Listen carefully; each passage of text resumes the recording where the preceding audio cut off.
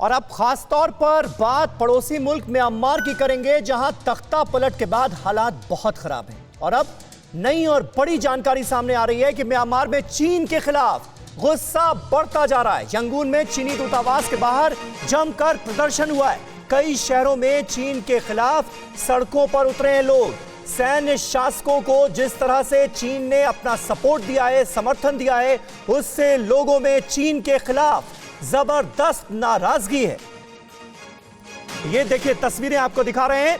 Yangon की सड़कों पर ही नहीं, म्यांमार में कई शहरों पर लोग अब सड़कों पर निकल आए हैं और चीन के खिलाफ नारेबाजी की जा रही है, विरोध प्रदर्शन किया जा रहा है। और जिस तरह से सैन्य शासन को तख्ता पलट के लिए जिम्मेदार सेना के अधिकारियों को जिस तरह से चीन ने अपना सपोर्ट दिया है, अपना समर्थन दिया है, उसके बाद चीन के खिलाफ लोगों में गुस्सा सातवें आसमान पर है। चीनी दूतावास के बाहर देखिए किस तरह से म्यांमार में आम लोगों ने अपनी आवाज बुलंद की है, चीन के खिलाफ विरोध प्रदर्शन की ये तस्वीरें बयां कर रही हैं कि म्यांमार के लोगों में चीन के लिए कितना गुस्सा है, कितनी नाराजगी।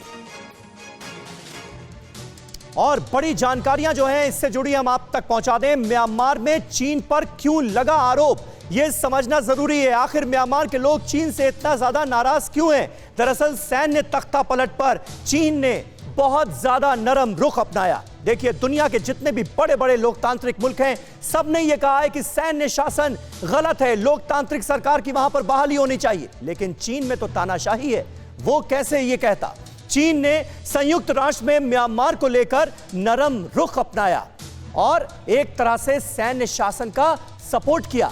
चीन ने तख्ता पलट को महज कैबिनेट फेरबदल बताया। अब आप बताइए कि म्यांमार में जिस तरह से तख्ता पलट हुआ, 1 साल के लिए इमरजेंसी लागू कर दी गई, आपातकाल लगा दिया गया, सारे हकों हुकूक लोगों के खत्म कर दिए गए, उसे सिर्फ कैबिनेट रिशफल कहा जा सकता है क्या? बिल्कुल नहीं। तख्ता पलट में शामिल सैन्य अधिकारियों के साथ चीन के दरअसल करीबी रिश्ते हैं और यही वजह है चीन के इस मौजूदा रुख की। तख्ता पलटकर चीन के अलावा दूसरे सहयोगी देशों को किनारे करने की भी ये एक कोशिश है चीन की।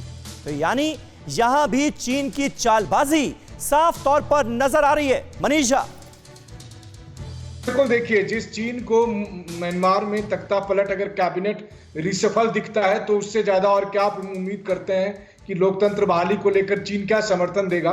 लेकिन अच्छी बात यह है कि म्यांमार के लोग अपने प्रोटेस्ट में खुलकर यह बात कह रहे हैं कि गेट आउट चाइनीज गवर्नमेंट। तो यानी वो समझ रहे हैं कि आज जो कुछ हो रहा है उसके पीछे चीन है। भले ही चीन अलग अलग स्तर पर इसको खंडन करता है, लेकिन सच्चाई यही दिखती है। दूसरी अहम बात यह है कि लगातार जो प्रोटेस्ट हो रहे हैं उसमें अब देखिए कि म्यांमार के जो सैनिक सरकार है वो अब किस तरह से और क्रूरतम व्यवहार अपना रही है। पहले आंसू गैस के गोले छोड़े जाते थे या रबर के बुलेट छोड़े जाते थे, अब पॉइंट ब्लैंक निशाना बनाया जा रहा है। केवल पिछले 24 घंटे में 2 प्रदर्शनकारियों की मौत हो चुकी है। और हालांकि प्रदर्शनकारियों ने भी अब एक दिलचस्प तरीका निकाला है विरोध करने का।